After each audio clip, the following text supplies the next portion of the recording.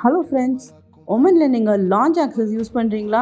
அப்போ உங்களுக்கு தான் இந்த வீடியோ கண்டிப்பாக ஸ்கிப் பண்ணாமல் பாருங்கள். இப்போது சொஹார் இன்டர்நேஷ்னல் பேங்க்கில் நம்ம கிரெடிட் கார்டு வச்சுருக்கவங்களுக்கு எல்லாருக்கும் தெரியும் நமக்கு லான்ச் ஆக்சஸ் ஃப்ரீ.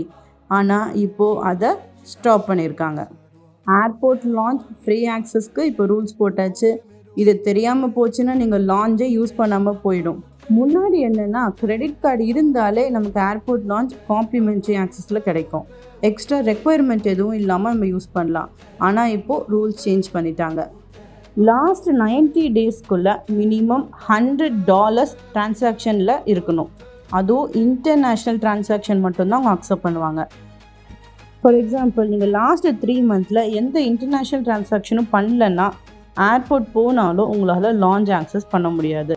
நல்லா நோட் பண்ணிக்கோங்க, இது லோக்கல் டிரான்சாக்ஷன் கிடையாது. ஸோ ஒமனில் நீங்கள் யூஸ் பண்ணுறதை அவங்க அக்செப்ட் பண்ண மாட்டாங்க. இன்டர்நேஷ்னல் வெப்சைட்டில் நம்ம அந்த கார்டை யூஸ் பண்ணியிருக்கணும். லைக் அமேசான் இந்தியாவில் யூஸ் பண்ணியிருக்கலாம், இல்லை நெட்ஃப்ளிக்ஸ் சப்ஸ்கிரிப்ஷன் ரினியூவல் பண்ணியிருக்கலாம். அந்த மாதிரி இன்டர்நேஷ்னல் வெப்சைட்டில் அந்த கார்டை நீங்கள் யூஸ் பண்ணியிருந்தால் மட்டும்தான் அவங்க லான்ச் ஆக்சஸ் அக்செப்ட் பண்ணுவாங்க.